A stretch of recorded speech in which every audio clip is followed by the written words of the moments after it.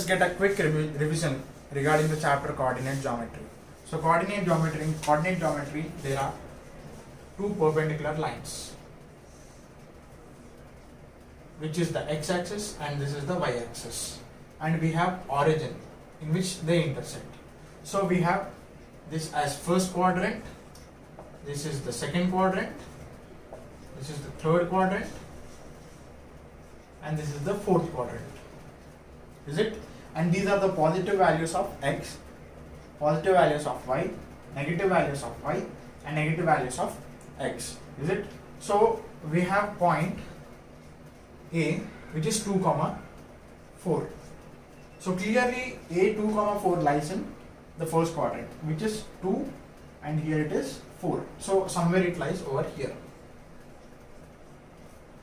And the sign for these points are positive and positive, since positive x-axis and positive y-axis are there over here. For this it is first negative x, positive y. Is it?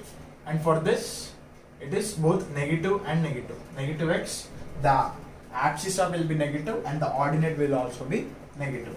And for this it is positive and negative. Is it? So clearly by looking at this formula, you can clearly get the point that in which quadrant the point lies. For example, I take point B as -3, -8. So it is negative and negative. Clearly it lies in the third quadrant. For example, -3 means over here, -3, and -8 means over here. So the point lies in the third quadrant. Is it? And mainly the point which lies on the axis. For example, I have a point over here, which is the x has some units, but there is 0 for y. So I call this point as C. The coordinates will be x, 0, and the point D lies on the y-axis. So it will be 0 for x and some y, some units of y. So point D will be 0, y. Is it? So if the point C is in this side, so we have -x, 0, or else x may be positive or negative. In this case, y can be positive, which is above the x-axis, and negative below the x-axis.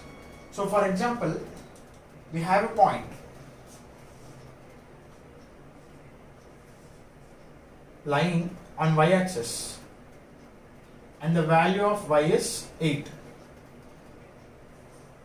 So the coordinates of this point will be C, x is 0 and y is 8, similarly to this. Is it? And we have a point -4 and y is 0. -4 on the x-axis and y we have no value, that is 0. So the point D will be -4, 0, similarly to this.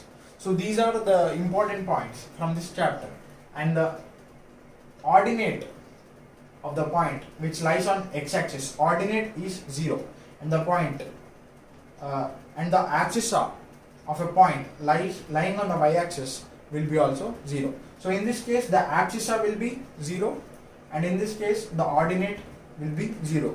You know what is abscissa and ordinate? Those are the x coordinate is called as abscissa and y coordinate is called the ordinate. Y coordinate is called as ordinate. So that's it for this video. Make sure you like and subscribe to my channel.